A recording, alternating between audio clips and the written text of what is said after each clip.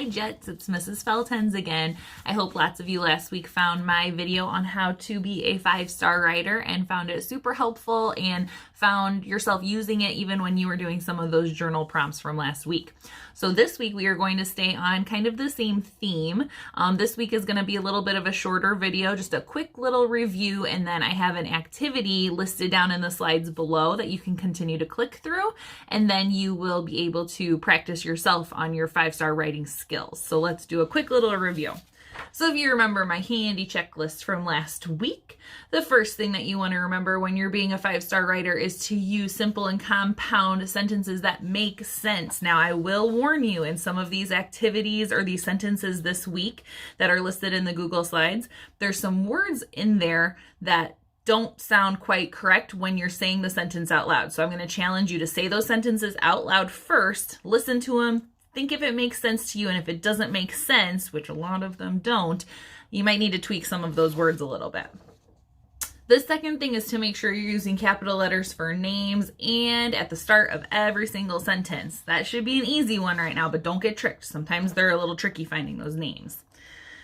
Next one is to use punctuation at the end of every sentence. Sometimes they're periods, sometimes they're question marks, sometimes they are exclamation marks. Just depends on what kind of sentence it is.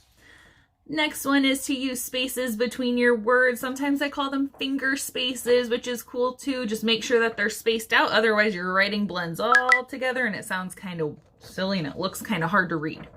Okay, and last one really quick is to use those wow words. This one always makes me think of Mrs. Oliver, because when I was a first grade teacher a few years ago, I remember she always told her kiddos to use juicy words to make their writing juicy, which always made me laugh because I thought that was kind of silly, but it makes sense. You don't want a plain old boring sentence. You want a bunch of those extra wow words to really make that sentence juicy and make it interesting for the people that are going to be reading it.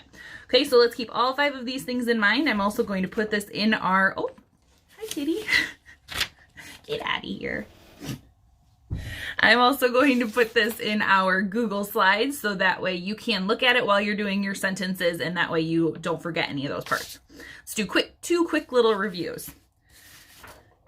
My first sentence that I wrote, it's going to have some errors. So your job is to look at the sentence, find those errors, and then be ready to make sure that I corrected all of them.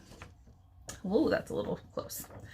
This one says, Mrs. McCartney and Andrew brought me May Day basket, which is true. I don't know if you know what May Day is, but it's the first day in May, and a lot of people go around and leave cute little baskets on people's doorsteps, and I actually got one from Miss Larson and Miss McCartney. It was so cute seeing Andrew's little face in the car. They just ran up to my door and left me a little bag of like my favorite chocolates on my doorstep, which is also cool. So again, let's look at that sentence. Mrs. McCartney and Andrew brought me May Day basket.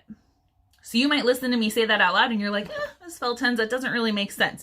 And you probably can already see some of the errors. So let's go ahead and fix them quick. I fixed them here. Hopefully you found the same ones. Mrs. McCartney, I forgot to capitalize the M in her name. She would not be impressed.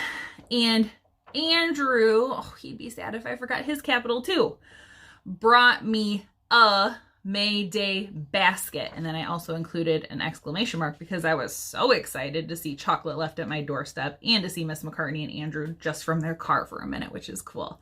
Okay, so hopefully you found all 4 of these errors when I showed you my first sentence. Remember, you need those capitals for names, you need punctuation at the end, and you also need those letters in there to help your sentences make sense, those other extra words. Oh no, guys, I'm going to show you this next sentence, and I wrote it about another teacher, but she might get kind of mad at me for writing it, so we'll see. Hopefully she doesn't watch this video. Here's my sentence.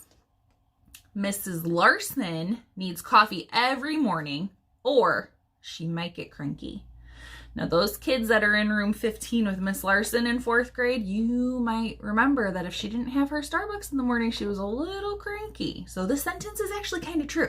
But let's go through and look at if there's any errors. Mrs. Larson needs coffee every morning, or she might get cranky. Put a little smiley face in there. Hopefully if Miss Larson watches this, she won't be too mad at me. Here's what I corrected. Hopefully you found the same. Mrs. Larson needs coffee every morning. I put put these 2 letters in red because if you remember from my other sentence, I definitely forgot a finger space in there, which made my writing kind of, I don't know, too close together, hard to read. Needs coffee every morning, or I shouldn't have put that capital in there, so I fixed it to a lowercase. Might get cranky, exclamation mark at the end, because if you saw Miss Larson cranky, it wouldn't be good. You'd be kind of saying that kind of loudly, okay? Just kidding, Miss Larson, I love you.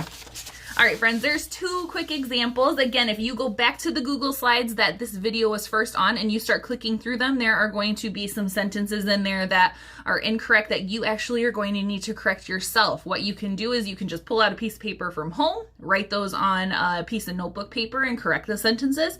Maybe show an adult, see if they can help you make sure you found all those errors. Or you can go ahead and write in that Google slide, you can go ahead and type those corrections, okay? So I look forward to hearing and seeing some of you maybe at my office hours, or seeing from some of your parents that you are completing this. Hopefully this is going to help you become those 5-star writers that we know that you can be. And I look forward to checking in with you again next week. Bye, Jets.